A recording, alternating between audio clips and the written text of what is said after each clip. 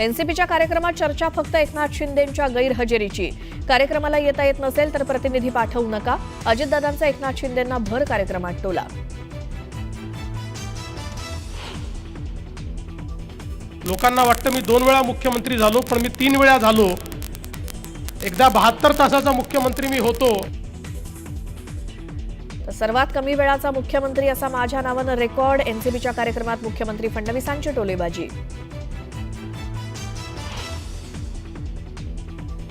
लाडक्या बहिणी ज्या विभागात मोडतात त्यांना त्या विभागाचा निधी दिला.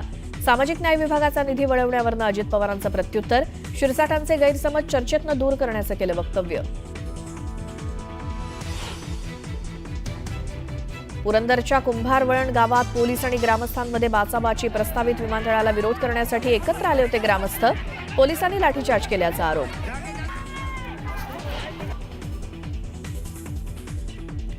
मध्य आणि हार्बर मार्गावरील प्रवाशांची आज मेगा ब्लॉकमधून सुटका. नीट परीक्षेच्या पार्श्वभूमीवर रेल्वे प्रशासनाकडून प्रवाशांना दिलासा.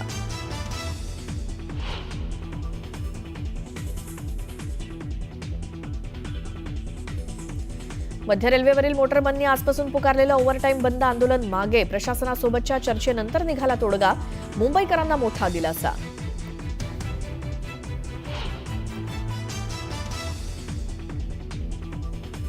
नागपुरात पेट्रोल पंप चालकांचा डिजिटल पेमेंट न स्वीकारण्याचा निर्णय. 10 मे पासून जिल्ह्यातील कोणत्याच पेट्रोल पंपावर डिजिटल पेमेंट स्वीकारणार नाही. पेट्रोल पंप चालकांचा निर्णय.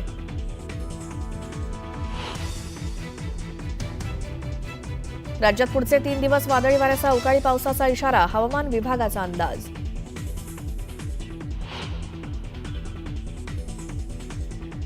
केदारनाथ पाठोपाठ बद्रीनाथ मंदिराचे दरवाजेही आज उघडणार. मंदिरावर आणि सिंहद्वारावर फुलांची आकर्षक सजावट. देशभरातील भाविकांनी केली दर्शनासाठी गर्दी.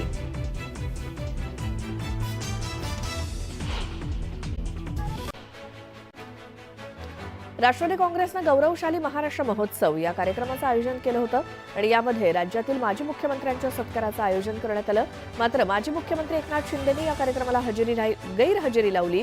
एकीकडे मुंबईमध्ये सत्कार सोहळा होत असताना दुसरीकडे शिंदेंनी मात्र दरेगावातल्या एका कार्यक्रमाला उपस्थित राहणं पसंत केलं. राष्ट्रवादी काँग्रेसच्या गौरवशाली महाराष्ट्र या कार्यक्रमात मुख्यमंत्री देवेंद्र फडणवीसांनी मिश्किल टोलेबाजी केली. माझ्या नावे सर्वात कमी वेळाचा मुख्यमंत्री असा रेकॉर्ड आहे. तसंच अजितदादांच्या नावे सर्वात कमी वेळाचा उपमुख्यमंत्री असा रेकॉर्ड आहे असं फडणवीस म्हणाले. गौरवशाली महाराष्ट्र महोत्सव या राष्ट्रवादीच्या कार्यक्रमाला एकनाथ शिंदे अनुपस्थित राहिल्याची खंत उपमुख्यमंत्री अजित पवारांनी व्यक्त केली.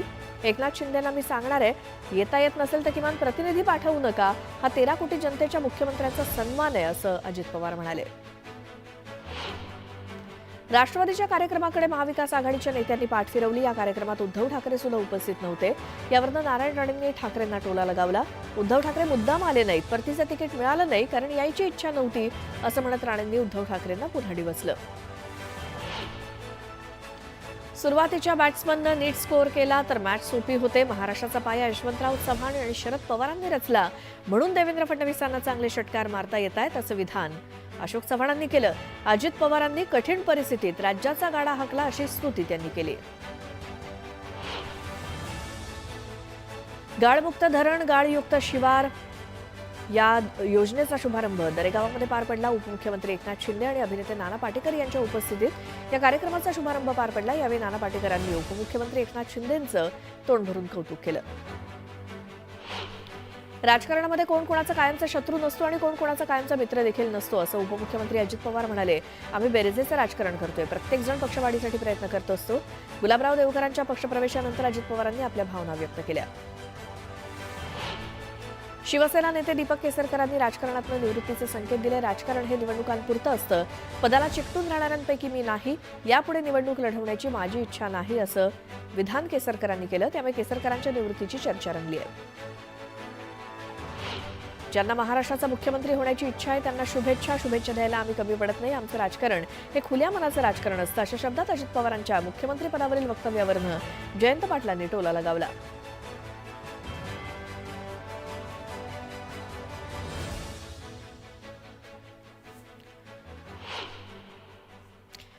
आणि यानंतर एक मोठी बातमी बघूयात. राष्ट्रवादी काँग्रेसनं राज्यातील माजी मुख्यमंत्र्यांच्या सत्काराचं आयोजन केलं खरं, मात्र या कार्यक्रमामध्ये चर्चा रंगली ती माजी मुख्यमंत्री एकनाथ शिंदेंच्या गैरहजेरीची. एकीकडे मुंबईमध्ये हा सत्कार सोहळा होत असताना दुसरीकडे शिंदेंनी मात्र दरेगावातील एका कार्यक्रमाला उपस्थित राहणं पसंत केलं. या कार्यक्रमाचं एकनाथ शिंदे यांना देखील निमंत्रण देण्यात आलेलं होतं, मात्र शिंदे यांनी आपण नियोजित दौऱ्यामुळे या कार्यक्रमाला येऊ शकणार नाही असं कळवल्याचं खुद्द अजितदादांनी सांगितलं. मात्र तरी देखील शिंदेंनी पाठ फिरवल्यामुळे चर्चा रंगली ती शिंदेंच्या गैरहजेरीची.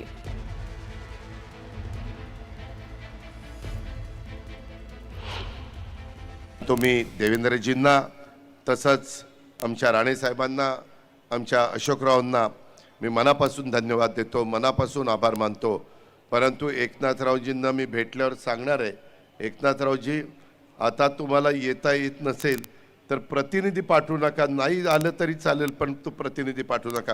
मी प्रतापवर नाराजी व्यक्त नाही करत, कारण प्रताप तसा माझा राष्ट्रवादीचाच आहे, आम्ही एकत्र काम करत होतो. इतर पण म्हणले असतील चला आम्ही येत नाही, आमचा प्रतिनिधी पाठवतो, आमचा प्रतिनिधी पाठवतो. शेवटी त्या वेळेस राहिलेल्या राज्याच्या मुख्यमंत्र्यांचा म्हणजे महाराष्ट्रातल्या 13 कोटी जनतेचा तो सत्कार आहे आणि त्याच्यामुळे तो असणाऱ्यांनी स्वीकारला तर त्याला एक वेगळं आगळं महत्त्व आहे. यानंतर पुन्हा पाहूया सकाळच्या 100 बातम्या.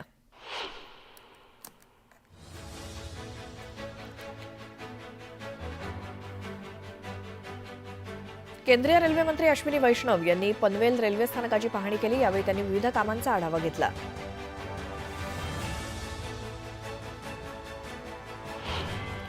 जालन्यातील अनुदान घोटाळ्याची चौकशी 1 जूनपर्यंत करू असं आश्वासन मंत्री पंकजा मुंडेंनी दिलं. या चौकशीमध्ये आमचं समाधान न झाल्यास वरिष्ठ पातळीवरील समिती गठीत करून चौकशी करू असं त्या म्हणाल्या. राज्यामध्ये जलजीवन मिशन योजनेच्या कामाचं नियोजन झालेलं नाही, कामाचा कोणताही दर्जा नाही अशी कबुली ग्रामविकास मंत्री जयकुमार गोरेंनी दिली. या कामाच्या ठेकेदारांवरती कारवाई होणारच असा इशारा त्यांनी दिला.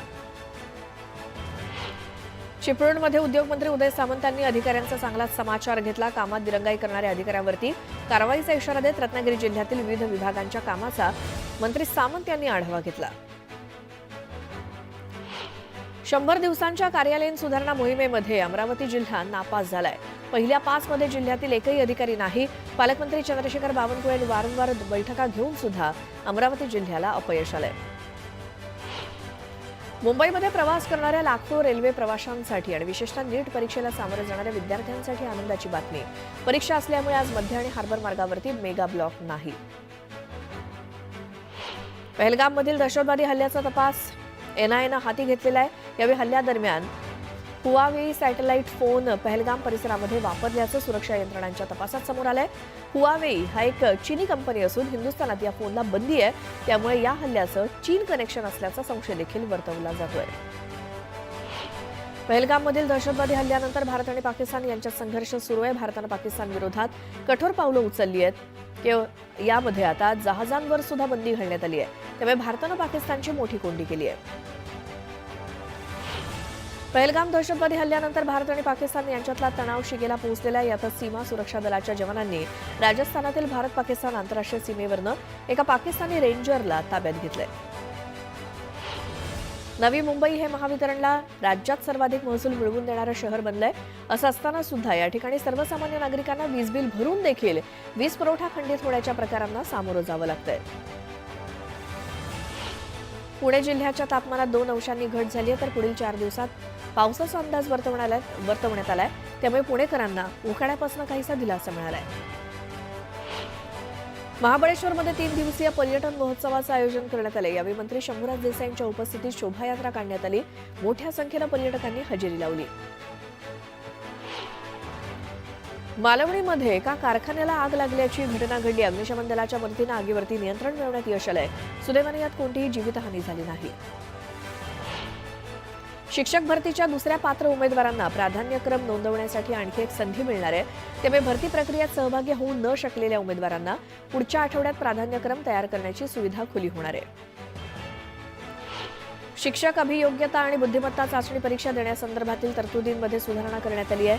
नव्या सुधारणेनुसार शिक्षक निवडीसाठीच्या शेवटच्या सत्रातील आणि शेवटच्या सत्रातील अंतिम परीक्षा देणाऱ्या विद्यार्थ्यांनाही टेट परीक्षा देता येणार आहे.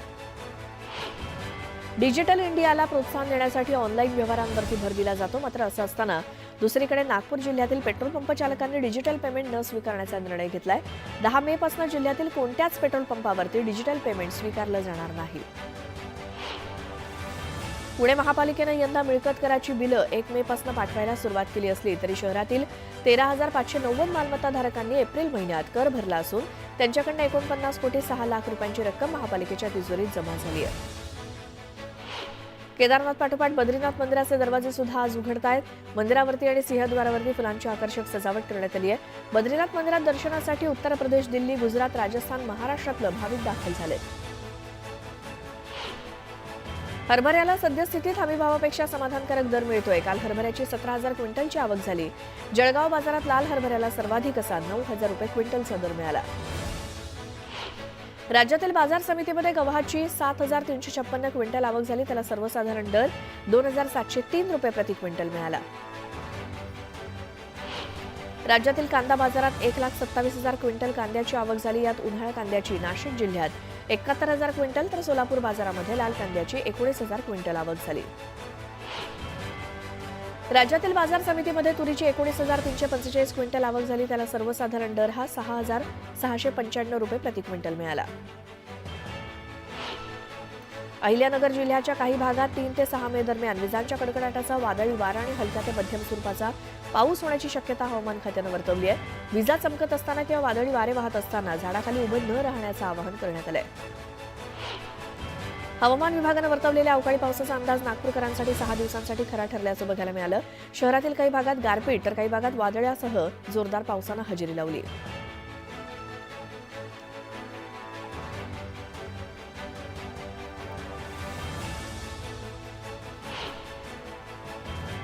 मुंबईमध्ये बुलेट ट्रेनच्या कामाला वेग आलेला आहे. बीकेसीतील स्टेशनसाठीच्या खोदकामाचं 76% काम पूर्ण झालंय. यावेळी रेल्वे मंत्री अश्विनी वैष्णव यांनी कामाची पाहणी केली. देशातील सर्वात मोठी वैद्यकीय प्रवेश परीक्षा अर्थात नीट UG आज होतीये. दुपारी 2 ते 5 दरम्यान होणाऱ्या या परीक्षेत गैरप्रकार टाळण्यास परीक्षा केंद्रावरती नॅशनल टेस्टिंग एजन्सीनं विशेष उपाययोजना केली आहे. यात कायदेशीर कारवाईसह संबंधितांना परीक्षेला बसण्यावर 3 वर्षांसाठी बंदीच्या शिक्षेचा समावेश आहे. मध्य रेल्वेवरील मोटरमनने आजपासून पुकारलेलं ओव्हरटाईम बंद आंदोलन मागे घेतलंय. त्यामुळे मुंबईकरांना मोठा दिलासा मिळालाय. रेल्वे प्रशासन आणि संघटनांमध्ये झालेल्या बैठकीनंतर मोटरमनच्या मागण्या मान्य करत तोडगा काढण्यात आला. यामध्ये मोटरमनच्या केबिनमध्ये बसवण्यात येणाऱ्या CCTVचा वापर शिस्तभंग आणि दोषारोपाच्या पुराव्यासाठी केला जाणार नसल्याची ग्वाही प्रशासनानं दिली. कांजूरमार्ग इथलं डम्पिंग ग्राउंड बंद करण्याचा आदेश उच्च न्यायालयानं दिल्यामुळे मुंबई महापालिकेचे धाबे दणाणलेत. महापालिकेकडे सध्या कचरा टाकण्यासाठी एकही पर्यायी जागा नाही. अशातच नव्या जागेचा शोध घेऊन तिथे डम्पिंग ग्राउंड सुरू करण्यासाठी किमान 2 वर्ष लागतील असं सांगण्यात येत आहे. मुंबईमध्ये जागतिक दर्जाच्या स्टुडिओची इकोसिस्टीम तयार करण्यात येणार आहे. यासाठी मुख्यमंत्री देवेंद्र फडणवीस यांच्या उपस्थितीत प्राईम फोकस सोबत 3,000 कोटी रुपयांचा सामंजस्य करार करण्यात आला. गडकिल्ले अतिक्रमण मुक्त करण्याच्या मोहिमेअंतर्गत किल्ले रायगडावरील 24 घरं आणि 56 दुकान मालकांना अतिक्रमण हटवण्याच्या नोटिसा बजावलेल्या आहेत. 30 मे पर्यंत रहिवाशांनी ही घरं रिकामी करण्याचे आदेश वन विभागानं दिलेत. राष्ट्रीय शिक्षण धोरण 2020च्या अनुषंगानं विद्यापीठ अनुदान आयोगानं विद्यापीठ आणि महाविद्यालयांना अभ्यासक्रमामध्ये सुधारणा करण्याच्या सूचना केलेल्या आहेत. त्यामुळे नवकल्पना आणि तंत्रज्ञानातील प्रगती सतत विकसित होत असून या गतीशी सुसंगत अभ्यासक्रम असणं अत्यावश्यक आहे. त्यामुळे त्या दृष्टीनं सुधारणा कराव्यात असं UGCनं स्पष्ट केलंय. वाडा तालुक्यातील अनेक गावपाड्यात पाणी टंचाईचा प्रश्न दरवर्षीच निर्माण होतो. काही गावामध्ये टाक्या उभारलेल्या आहेत, नळ जोडण्या सुद्धा दिल्या आहेत. मात्र नळांना पाणी येत नसल्यामुळे नागरिकांना टँकरची वाट बघावी लागते. अनेकांना सध्या तालुक्यातील 14 गावपाड्यामध्ये तीव्र पाणी टंचाई असल्यामुळे टँकरनं पाणी पुरवठा केला जातोय. एक महत्त्वाची बातमी बघूयात. राष्ट्रवादी काँग्रेसच्या गौरवशाली महाराष्ट्र या कार्यक्रमामध्ये मुख्यमंत्री देवेंद्र फडणवीसांनी मिश्किल टोलेबाजी केली. माझ्या नावे सर्वात कमी वेळाचा मुख्यमंत्री असा रेकॉर्ड आहे. तसंच अजितदादांच्या नावे सर्वात कमी वेळाचा उपमुख्यमंत्री असा रेकॉर्ड आहे असं फडणवीस म्हणाले. त्यावेळी माझ्या लक्षात आलं की लोकांना वाटतं मी 2 वेळा मुख्यमंत्री झालो, पण मी 3 वेळा झालो. एकदा 72 तासाचा मुख्यमंत्री मी होतो आणि अजितदादांच्या नावाने तर रेकॉर्ड काय आहे, सगळ्यात जास्त वेळा उपमुख्यमंत्री होण्याचा आणि सगळ्यात कमी वेळाचा उपमुख्यमंत्री होण्याचा देखील. आणि माझेही नावे सगळ्यात कमी वेळाचा मुख्यमंत्री होण्याचा देखील रेकॉर्ड आहे. कारण आम्ही दोघंही 72 तास त्यावेळी राज्य चालवलं. पण मला असं वाटतं की आज हे जे राज्य आपल्याला दिसतं आहे आणि ज्या प्रकारची युती आपल्याला दिसते आहे त्याची मुहूर्तमेढ ही त्या 72 तासामध्येच आम्ही रोवली होती, हे मात्र या निमित्ताने आपल्याला सगळ्यांना लक्षात ठेवावं लागेल. पुन्हा पाहूया सकाळच्या 100 बातम्या. स्वारगेट प्रकरणातील पीडितेची मागणी असताना सुद्धा सरकारी वकील म्हणून माझ्या नेमणुकीला मुख्यमंत्र्यांनी विरोध केला असा गौप्यस्फोट ॲडव्होकेट असीम सरोदेंनी केलाय.